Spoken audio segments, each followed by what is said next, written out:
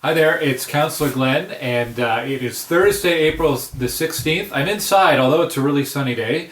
It's also really windy, and if it's too windy, it messes up with the microphone because I'm not set up with a very professional audio thing here. We're just going right off the camera mic. But anyhow, it's been another busy day.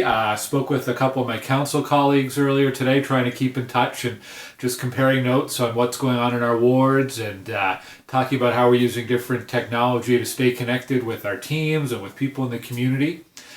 Speaking of which, we have a webinar coming up on Tuesday with Gillian Johnston. She's a librarian at the Stittsville Branch of the Ottawa Public Library.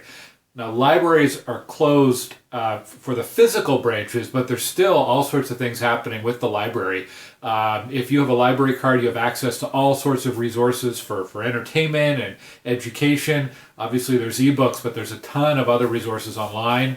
I know some of the librarians are even doing some virtual story hours for kids that you can tune into each week. And if you don't have a library card, you can go online and you can apply for a library card and get one online. You don't even have to go into a library branch.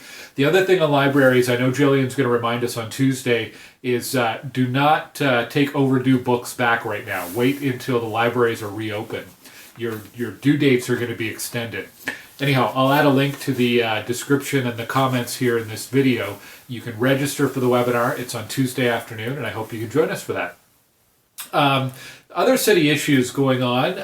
The city's received an application for a new cannabis retail store on Stittsville Main Street, kind of near the McDonald's and Farm Boy area. The deadline for comments is coming up pretty quick. It's actually tomorrow, and you can go to the AGCO, the Alcohol and Gaming Commission of Ontario website to make a comment.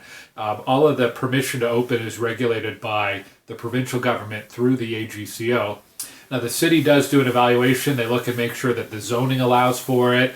They make sure it's not too close to schools or too close to LCBO locations and so on. But so the city also reviews it, and I'll be submitting some comments as well ahead of the deadline tomorrow. I've posted some information online, so if you're interested in learning more about the application or the process around sending in your comments, you can have a look there. What else should I mention today? I think that's about it. Those are the main two things that I wanted to mention. There was one more thing. Every day, Ottawa Public Health and the City of Ottawa, they do a daily afternoon media briefing. They talk about the latest data and numbers around COVID-19.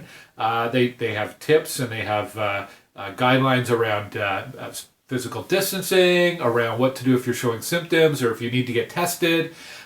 Usually there's some city officials as well. You know, yesterday Mayor Watson was on there, and so was Anthony DeMonte, who's the head of emergency services in the city. So anyhow, each day, mid-afternoon, there's a media briefing. They are broadcast live on YouTube, and then they're archived on YouTube as well. I'm going to start linking to those from my website, but all you have to do is just go onto YouTube and search for City of Ottawa, and you'll see all of the previous videos and any new live videos that are coming up. It's a really informative briefing. So about 20 or 30 minutes is updates and statements from public health officials and city officials. And then the next 30 minutes or so is questions from reporters.